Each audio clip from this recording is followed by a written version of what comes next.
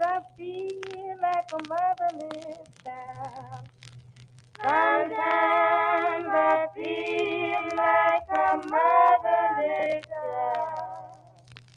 Sometimes I feel like a motherless child. Lord,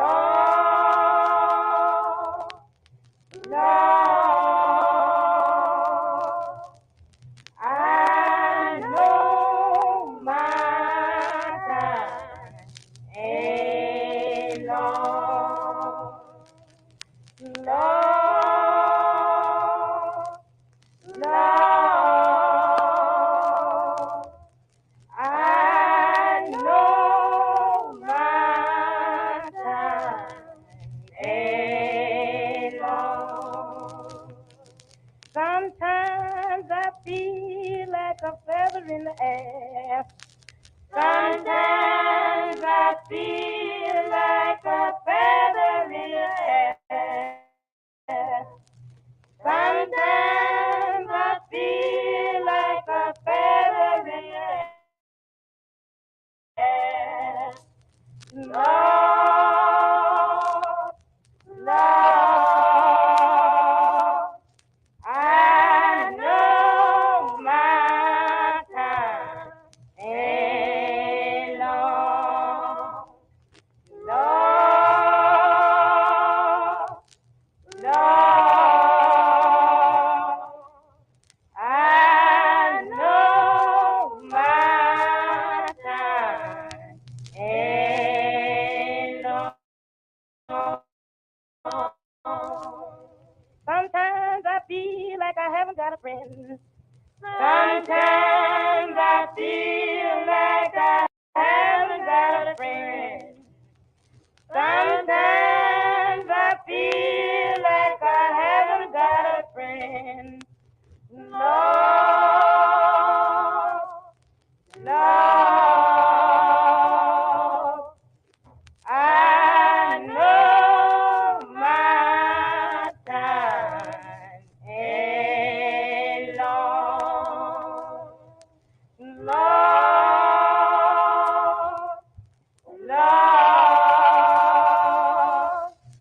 I know my time ain't long. Sometimes I feel like a motherless child. Sometimes I feel like a motherless child. Sometimes I feel like a motherless child. Lord, Lord, I know my time ain't long. Lord, Lord, I know my time ain't long.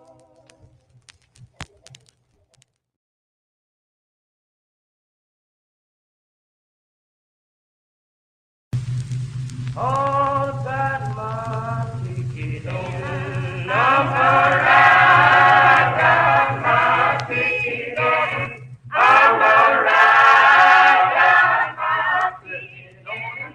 I'm alright, gonna wait till I'm in the morning.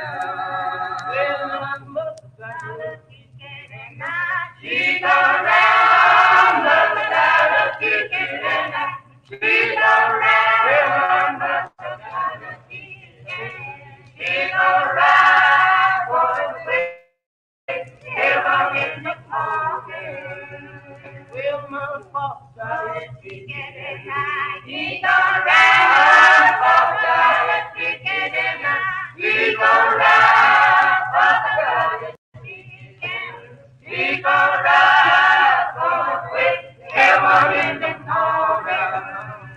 Well, my baby got a ticket and he's alright. Baby got a ticket and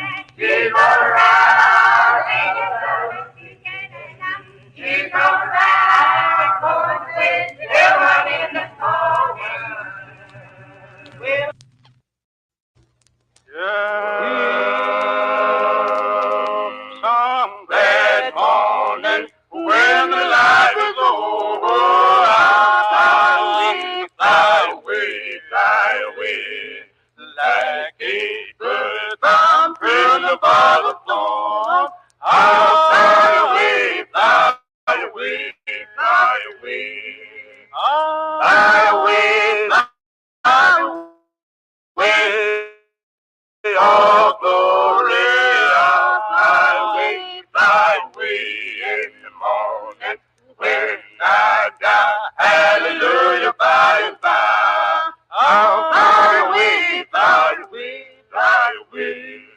Just if you move everything today. Oh, by the way, by the way, by the way.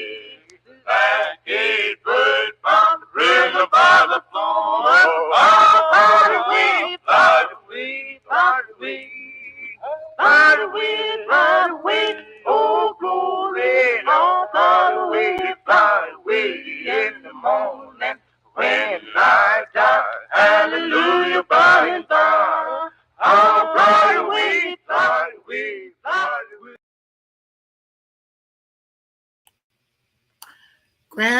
Grand rising loungers. I hope everybody is doing as great as I am today on this beautiful, wonderful celebration day called Juneteenth. Okay.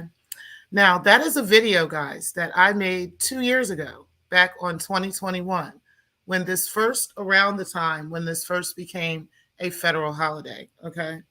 And I was so full of emotions that year and just all kinds of stuff. And, just so excited at our freedom, right? And our newfound freedom and how everything was going to turn anew and all this stuff that I felt, right? It was pretty short lived. Okay. And I'm going to talk about that today. This will be the first time that I have a public conversation about this. And I want you guys to hear what I have to say in regards to Juneteenth. I absolutely do believe that we deserve this day, right? That we deserve to spend this time with our families to celebrate whatever way that we choose, right? And also to reflect on this importance of this day and what happened that day. So we're going to talk a little bit about what exactly happened on Juneteenth, okay? And then I'm going to give my commentary on what I feel about Juneteenth and what I feel the future will be for Juneteenth, okay? So let me go ahead and pull up that information for you guys, and then we're going to get right into the show. But I appreciate everybody who is in the building. Make sure that you guys do hit the like button on the way in, and we're going to get right into this conversation right now, guys.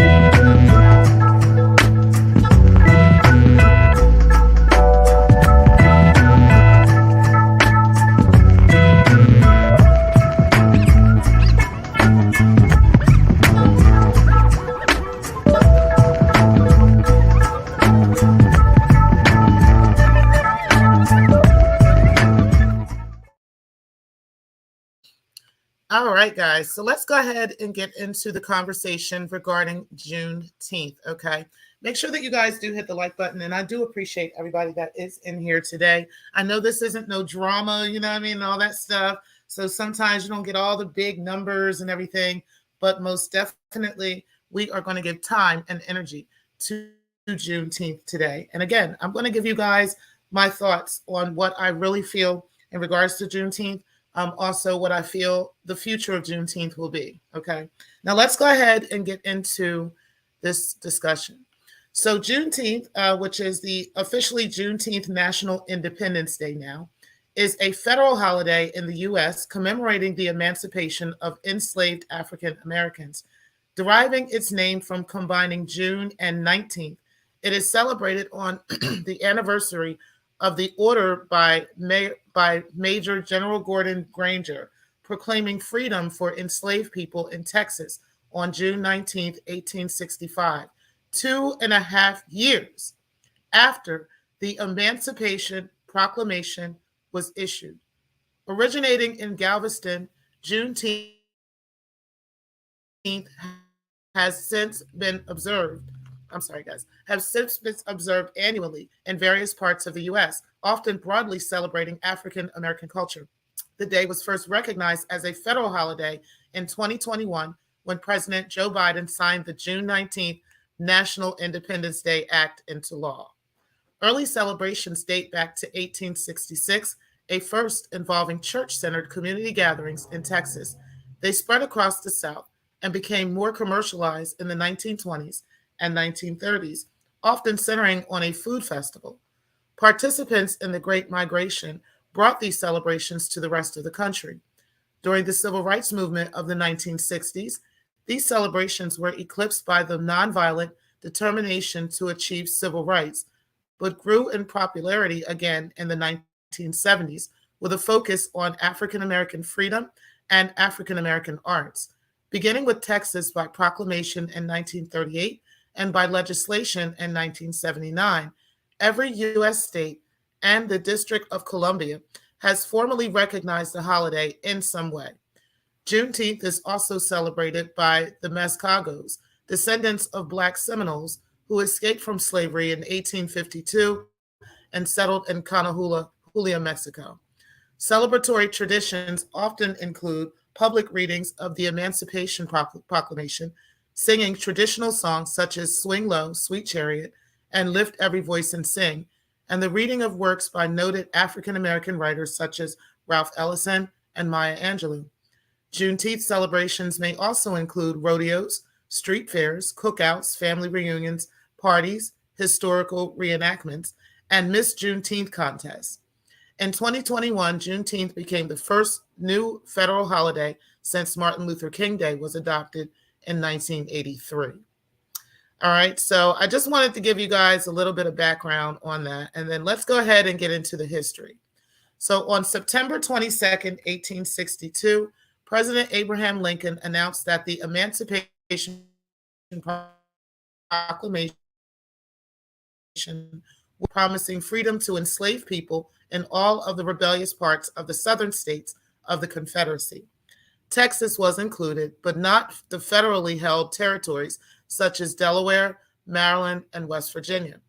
Enforcement of the proclamation generally relied upon the advance of Union troops, Texas, as the most remote state of the former Confederacy, had seen an expansion of slavery because the presence of Union troops was low as the American Civil War ended.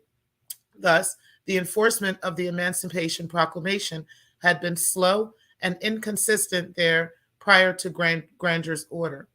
Although the Emancipation Proclamation declared an end to slavery in Confederate states, it did not end slavery in the states that remained in the Union.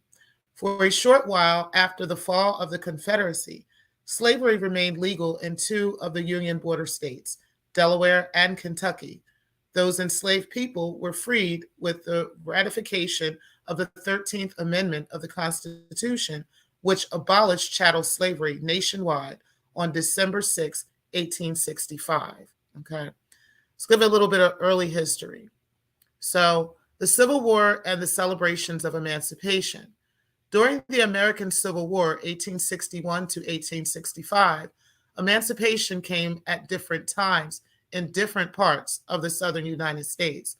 Large celebrations of emancipation, also often called jubilees, recalling the biblical jubilee in which enslaved people were freed, took place on September 22nd, January 1st, July 4th, August 1st, April 6th, and November 1st, amongst other dates.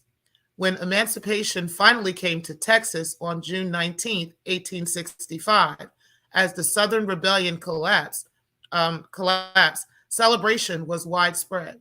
While that date did not actually mark the unequivocal end of slavery, even in Texas, the emancipation has been celebrated on other dates. June 19th came to be a day of shared commemoration across the United States, created, preserved, and spread by ordinary African Americans of slave wartime demise. End of slavery in Texas. Lincoln issued the preliminary Emancipation Proclamation in the midst of the Civil War on September 22nd, 1862, declaring that if the rebels did not end the fighting and rejoin the Union, all enslaved people in the Confederacy would be freed on the first day of the following year. On January 1st, 1863, Lincoln issued the final Emancipation Proclamation, declaring that all enslaved people in the Confederate States of America in rebellion and not in Union hands were freed. More slaves, more isolated geographically, planters and other slaveholders had migrated into Texas from eastern states to escape the fighting, and many brought enslaved people with them, increasing by the thousands the enslaved population in the state at the end of the Civil War. Although most lived in rural areas, more than 1,000 resided in both Galveston and Houston by 1860, with several hundred in other large towns. By 1865, there were an estimated 250,000 enslaved people in Texas. Despite the surrender of the Confederate General-in-Chief Robert E. Lee at Appomattox Courthouse on April 9, 1865, the Western Confederate Army of the Trans-Mississippi did not surrender until June 2nd. On the morning of June 19, 1865, Union Major General Gordon Granger arrived on the island of Galveston to take command of the more than 2,000 federal troops recently landed in the Department of Texas to enforce the emancipation of its enslaved population and oversee Reconstruction, nullifying all laws passed within Texas during the war by Confederate lawmakers. The order informed all Texans that, in accordance with a proclamation of the Executive of the United States, all enslaved people were free. The people of Texas are informed that, in accordance with a proclamation for the Executive of the United States, all slaves are free. This involves an absolute equality of personal rights and rights of property between former masters and slaves, and the connection heretofore existing between them becomes that between employer and hired labor. The freedmen are advised to remain quietly at their present homes and work for wages. They are informed that they will not be allowed to collect at military posts and that they will not be supported in idleness either there or elsewhere. Now, I wanted to read that for a reason, okay? And we're going to go ahead and move on with a little bit more of this. But we're going to go back to that, okay? Now, longstanding urban legend places the historic reading of General Order 3 at Ashton Villa. However, no exact historical evidence supports such claims. Although widely believed, it is unlikely that Granger or his troops proclaimed the ordinance by reading it aloud. It is more likely that copies of the ordinance were posted in public areas, including the Negro Church on Broadway, since renamed Reedy Chapel AME Church. On June 21st, 2014, the Galveston Historical Foundation and Texas Historical Commission erected a Juneteenth plaque where the Osterman Building once stood, signing the location of Major General Granger's Union headquarters and subsequent issued of general orders. Although this event has come to be celebrated as the end of slavery, emancipation for the remaining enslaved in two Union border states, Delaware and Kentucky, would not come until several months later on December 18, 1865, when the 13th Amendment was ratified. The freedom of formerly enslaved people in Texas was given state law status in a series of Texas Supreme Court decisions in 1868 and 1874. Okay. Now let's go ahead and listen to this about the decline of celebrations during the Jim Crow era. Okay. In the early 20th century, economic and political forces led to a decline in Juneteenth celebrations. From 1890 to 1908, Texas and all former Confederate states passed new constitutions or amendments that effectively disenfranchised Black people, excluding them from political process. White-dominated state legislators passed Jim Crow laws, imposing second-class status. Gladys Knight writes the decline in celebration was in part because upwardly mobile blacks were ashamed of their slave past and aspired to assimilate into mainstream culture.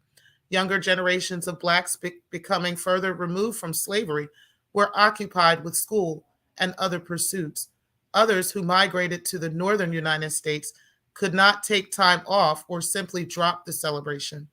The Great Depression forced many Black people off of farms and into cities to find work, where they had difficulty taking the day off to celebrate. From 1936 to 1951, the Texas State Fair served as a destination for celebrating the holiday, contributing to its rival. In 1936, an estimated 150,000 to 200,000 people joined the holiday's celebration in Dallas. In 1938, Governor of Texas James Allred issued a proclamation stating in part, whereas the Negroes in the state of Texas observed June 19th as the official day for the celebration of emancipation from slavery, and whereas June 19th, 1865, was the date when General Gordon Granger, who had commanded of the military district of Texas, issued a proclamation notifying the Negroes of Texas that they were free. And whereas, since that time, Texas Negroes have observed this day with suitable holiday ceremony, except during such years when day comes on a Sunday, when the governor of the state is asked to proclaim the following day as the holiday for state observance by Negroes.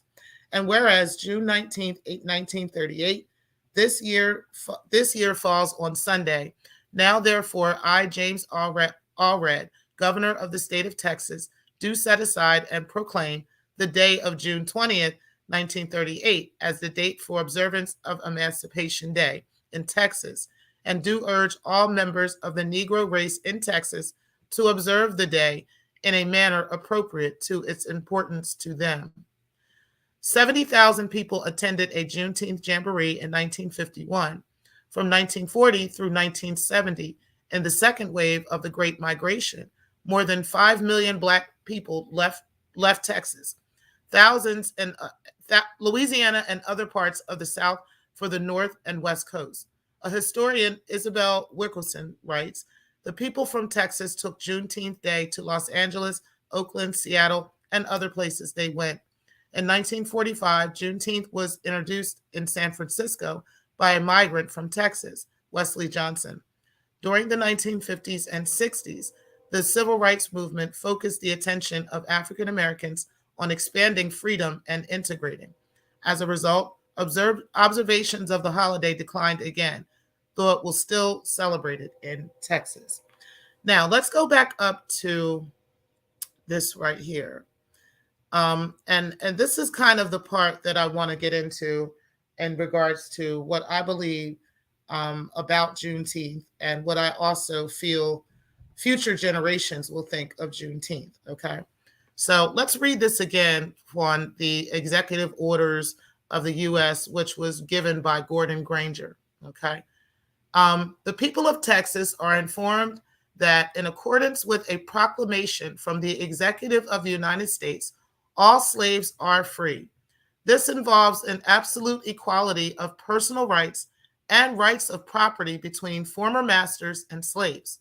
And the connection hereto existing between them becomes that between employer and hired labor. The freed men are advised to remain quietly at their present homes and work for wages. They are informed that they will not be allowed to collect at military posts and that they will not be supported in idleness, either there or elsewhere. Okay. So, how much freedom is that he's speaking, right?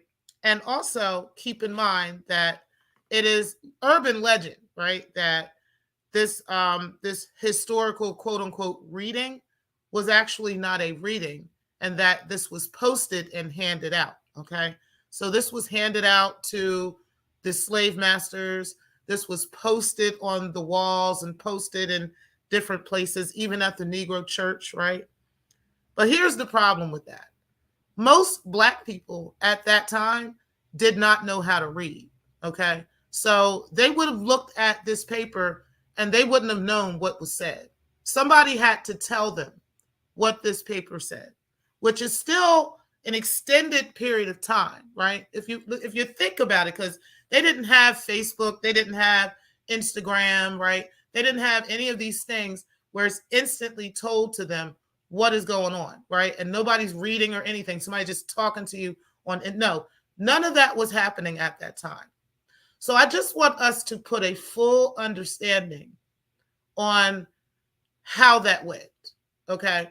There were over 250,000 slaves at that time in the state of Texas alone. Now, we're not talking about these other states, right, where they were still fighting this, because this whole General Lee bullshit that they be telling us, right? Slavery was still rampant in the South, okay? Rampant in the South. And Delaware is not in the South, just to let you know, okay? So Delaware and Kentucky is a little further north, but Kentucky is considered, I guess, Midwestern South, but it's not the South either, right? And then Delaware is definitely not the South. But Texas is probably the furthest southern state we have, okay? So, yes, they had pierced the South by then, right? They had pierced and came through the South on the other side from Galveston, right?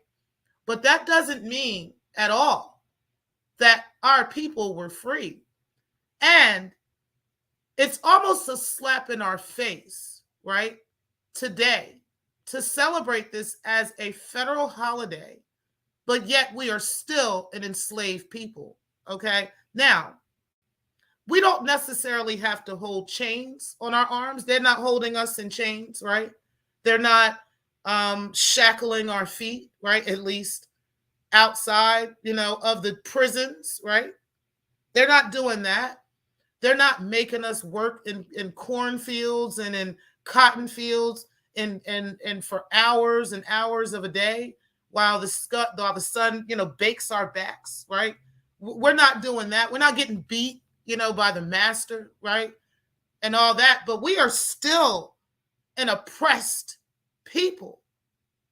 This guy signed this Juneteenth bill, all while signing other bills into effect that entire time, that whole year, signing all types of bills, and even after, signing all kinds of bills into effect, which actually put protections in place for specific groups and specific people, right? The Asian hate stop, the gay rights, and the trans rights, and all these other things. What about Black rights? Because we still have not received any protections for us and the things that we actually face. Yes, we have seen a decline in at least the journalism of Black people being killed by the police, right? We've seen a decline in CNN and all of them talking about it. But we've really seen a decline in police brutality in our communities, right? Yeah, we've seen a decline in them talking about it, but have we seen a decline of it really? Have we seen an increase in freedom and protections over our children and over our elderly, right? Have we seen an increase in care in our communities, in healthcare in our communities, in child care in our communities? Have we seen an increase in the ability for parents to be able to be deeper into the lives of their kids because they're not so busy at work all the time, enslaved at work for hours and hours? They can't get a better education. They can't even find the time to go to school and get a better education because they have to take care of their kids and they have to work. Have we seen any improvements in any of that? Have we seen any protections put in place for Black people except for a day to celebrate the day we weren't even freed? That's how I feel about Juneteenth. I feel it's a slap in the faces of our ancestors who really fought for freedom, who really, really dreamed of freedom. Are we really free as a people? And it's not about arguing about us and us being unfree and we fight too much. We fight, it's a condition. It's a condition of what we're in, of what we're facing. We are facing a much bigger problem. We are still under the issue of systemic racism here and everywhere across this world. And until we break that system, guys, as a people, as a whole, all races as a whole, until that system is broken, this day is a slap in the faces of our ancestors. It is. Because we're not free yet. We're still not free. The future of Juneteenth and what I believe will happen. See, the newer generations that come in all across the world, right? They're waking up and waking up like we've woken up, like our parents woke up, like their parents woke up, like everybody woke up in pieces, right? And in parts. As we get further and further away from slavery, the more woke the generations are becoming. Every race of those generations. There will be a day where freedom really, really will reign amongst Black people.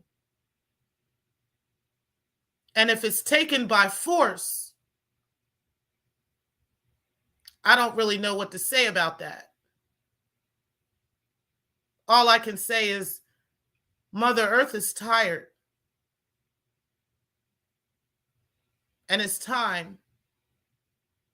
It's really time for freedom. It's time to awaken to the truth of everything. Everything has to come out in the wash first in order for us all to heal as a people and for true freedom to reign. So until then, I celebrate Juneteenth for the sake of the ancestors and what they went through. But I refuse to call it Freedom Day for Black people because it's not. It's far from it. Far from it. But freedom is coming. Oh yeah, look to the hills, for with cometh my help, saith the Lord. Freedom Day is coming. It's inevitable. There's not anything that could be done to stop it. The land will be given back to the people. The earth will be handed back to its aboriginal, and all will live in harmony. And only then will that happen. Only then. Freedom for the Black, freedom for the melanated is freedom for all. Only then. They know that too. I appreciate all of you who have listened to my voice this morning. And let me go ahead and read you guys' comments. I truly appreciate everybody. I didn't know you guys were commenting. Steph, I appreciate you being in the building. You said, good morning, happy Juneteenth. Appreciate that. You said, T. Pre, what's up, Pills? I appreciate you. Salute to you as well. A. Hill, you said, really depends on the region and level of control masters held over them. Exactly. That's the part that gets me, right? I don't want us to forget that. Do you understand? Like that we cannot forget, guys. We cannot pretend that that part of this does not exist. You understand? That on Juneteenth, everybody, June 19th, everybody did not just become free that day. Do you understand? They didn't. And it was, oh my God. We're still not free. That's the part, right? We're still not free. But forget about that part for a second. As far as the actual enslavement and chattel slavery, right? That part wasn't even ended until until the end of 1865 in the state of Delaware, right? As well as in Kentucky, you know, when they ratified the whole 13th Amendment. You know what I mean? That chattel slavery was just not acceptable. Okay. Why they had to do that to people, you know, I don't understand. This is, I need us to be angry about this stuff, though. You know, I need us to feel about this. I need us to be unapologetic about that, you know, and like I said, freedom for the melanated is freedom for all, period. Okay. And like I said, it's going to come a day. It will come a day. And if it's done by force, my. It's coming, though. It's coming. Oh, yeah, it's coming. You said when you were reading that part about allowed to gather and idle, I just heard Malcolm say it's a crime. Okay? Like allowed to gather and allowed to be idle, and you can't, collect from the military posts and stuff. What does that mean? You know? Like, what the fuck does that mean? And stay where you are. Well, you're telling the slaves to stay where they are, but you're free. Okay, well, if I'm free, then all of us should be able to go up in here, since this is mine and this is mine, half of this is mine. This is what I would have been thinking, right? Oh, half of this shit over here that my master, I would have wanted to have the richest master there is. Okay. Oh, half of this shit is mine? Okay. We're going to go ahead and take this, and this. All them slaves over there, y'all take that, and y'all take half of y'all people's stuff. Y'all take half of y'all people's stuff, and we all taking our own stuff, and we are going to create our own nation. That's what we would have did. If I was thinking, if it was me over there, you know what I mean? That's what would have happened. We would have had our own nation.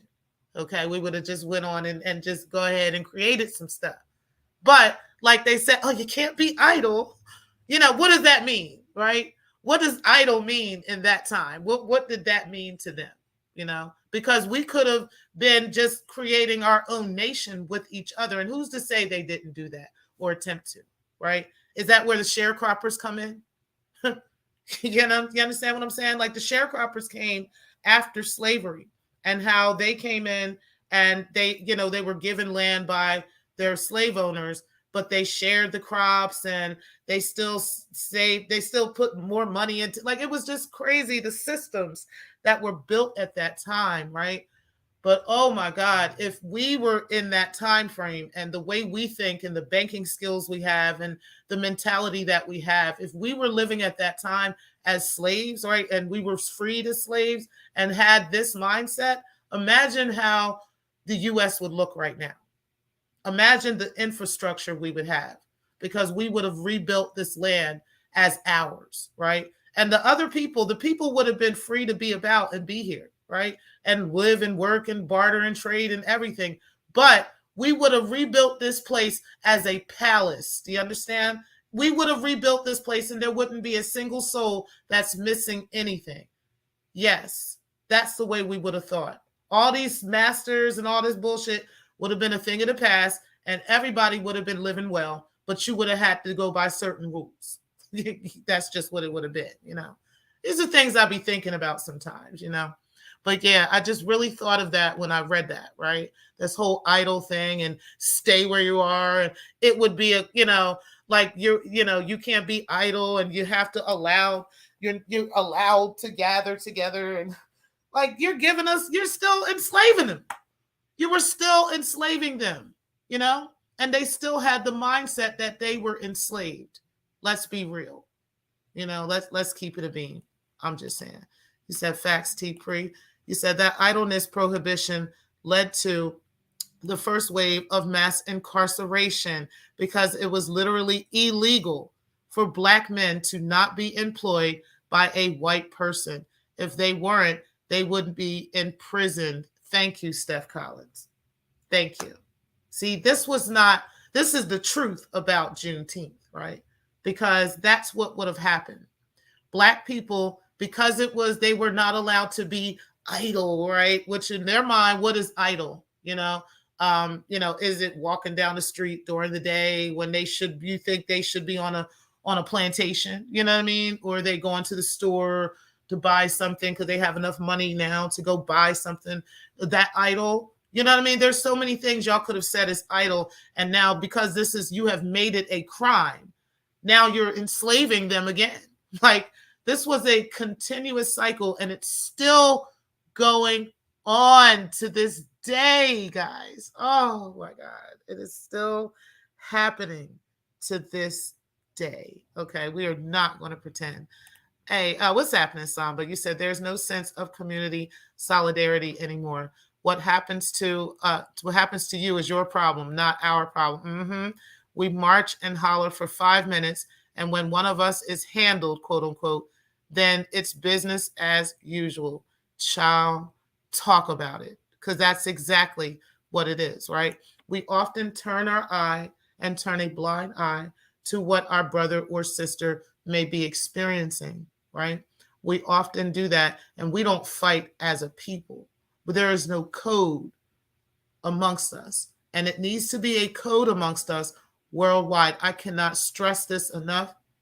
There needs to be a code amongst us worldwide. We must get on one accord. There have been several Black scholars who have said this, okay? Several.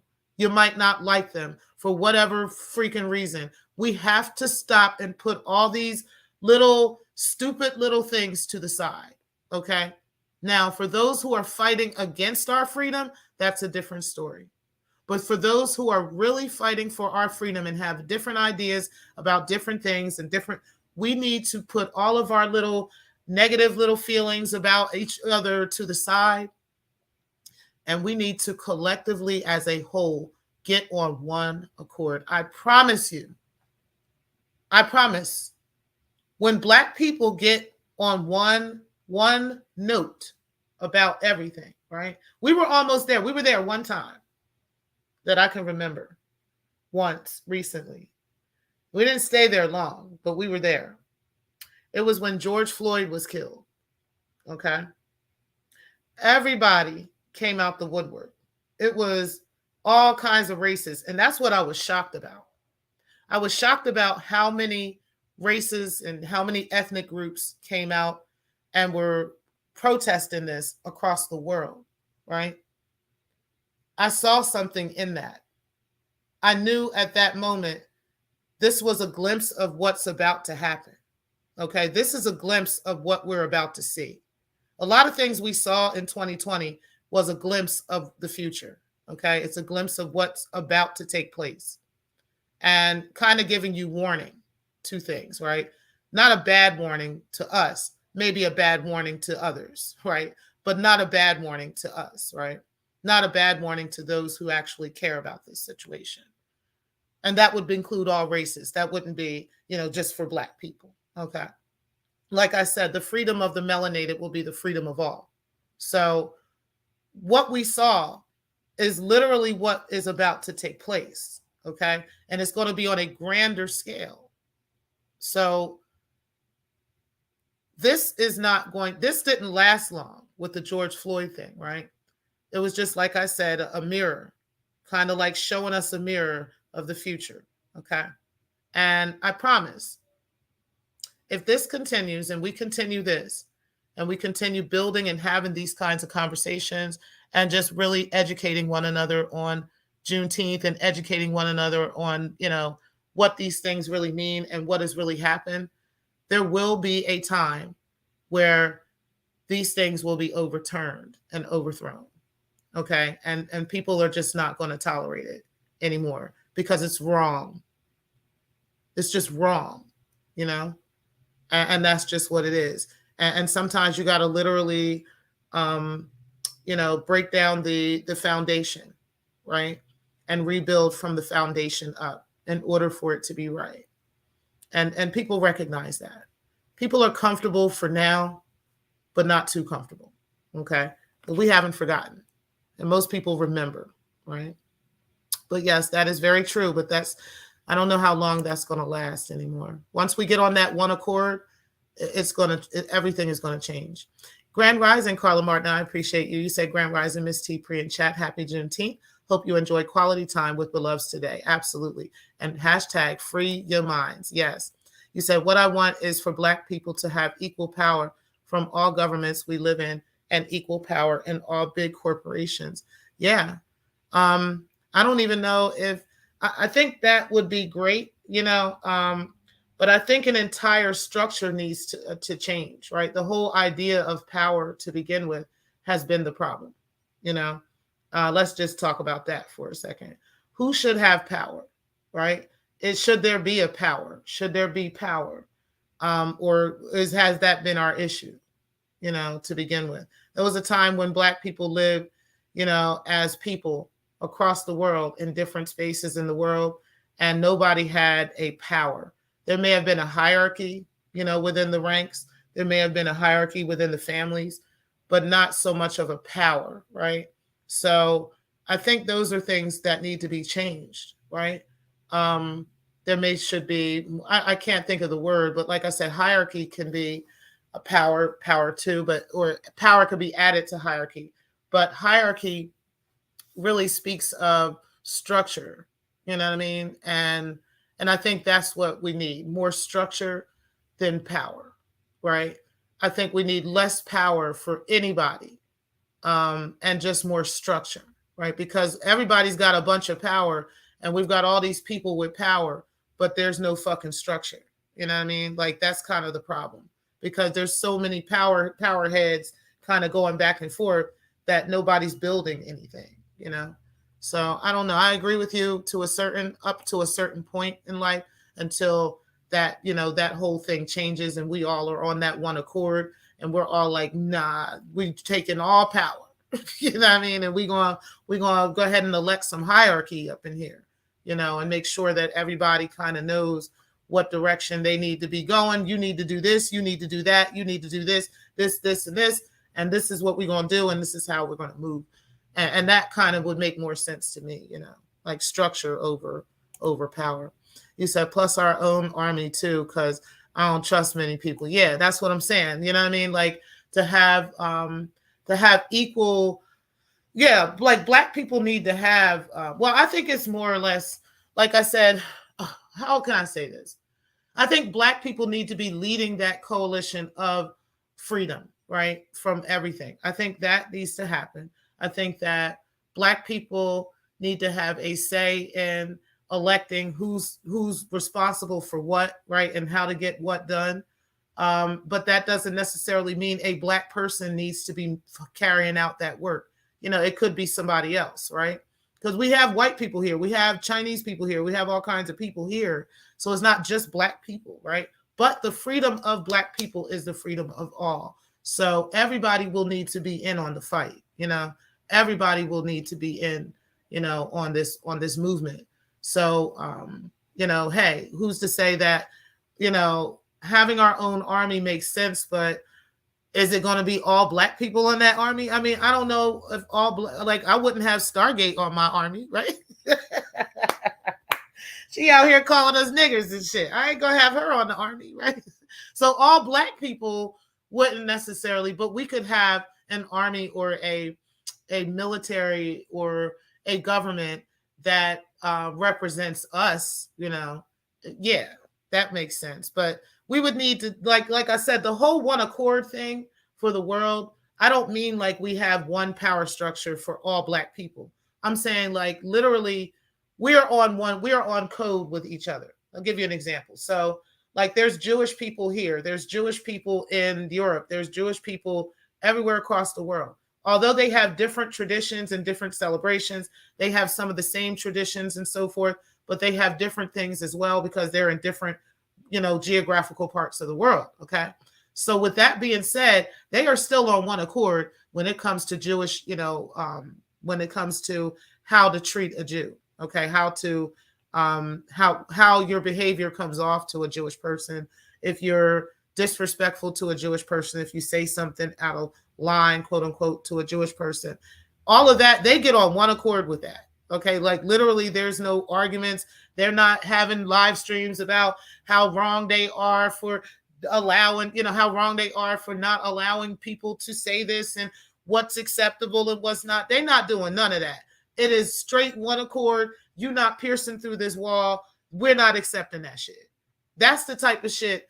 That's the type of time that Black people need to be on, right? And once we're on that one accord with certain behavior and oppression of Black people as a whole, that is when everybody really will be free, because that is when we're fully awake, and that is when we're not playing around, and we're about to create changes at that point, right? And everybody else will be on board, and those changes will be forced, right? And there will be a systematic change. So I think that is going to change everything. But, could be wrong, right?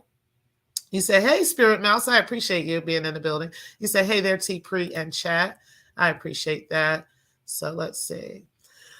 It's a good question. That is a very good question. Always because of, the fact that, they try to infiltrate anything we try to do. Like I said, this whole day would be really a slap in the face of our ancestors. I'm going to celebrate it for their sake, but it's a slap in our face, because literally, nothing was passed. No legislation has been passed to actually protect Black people, you know what I mean, from the various things that we face, right? And I went over those things a little bit earlier. But yeah, it's just amazing how they got not Martin Luther King Day, but they have Black History Month on the shortest month of the year, right? And then they also give us Juneteenth during Pride Month and Father's Day, you know what I'm saying? And all these other things are all mixed in with Juneteenth as well. You know what I'm saying? So it's just ridiculous. And I agree with that. No false idols. You said there's economists who studied the South who concluded that we lag behind as a region because we devoted all our resources to oppression infrastructure. Facts. Girl, that's why I love me some Steph Collins, child, because that is facts, okay? That is so factual down there. You said, Spirit Mouse Media, hey, good to see you. And you said, it's true, Stephanie Collins. It's really insane when you see how truly destructive the nature of racism is to everyone it touches. Facts. You said, how is everyone doing? And you said, LOL, and you said, right. Okay, guys. So listen, I appreciate y'all for coming in for my little Juneteenth conversation today. Make sure that y'all do hit the like button on the way out. We are going to go ahead and go with that. I am going to go live in a couple of minutes. I do have another video I want to do. I just didn't want to mix the two together. Okay, but I definitely wanted to talk about Juneteenth today and just commemorate the celebration on behalf of our ancestors. Okay. But again, my thoughts on Juneteenth and what I feel disrespected. And I feel like, it's just absolutely ridiculous. And like I said, we haven't seen anything new come from this, or anything. But that's another story. And, maybe we'll talk about that in the future. But guys, I appreciate you for being in today. And I will talk to you guys in just a few minutes. Okay. So make sure that you guys stick around. And peace, guys.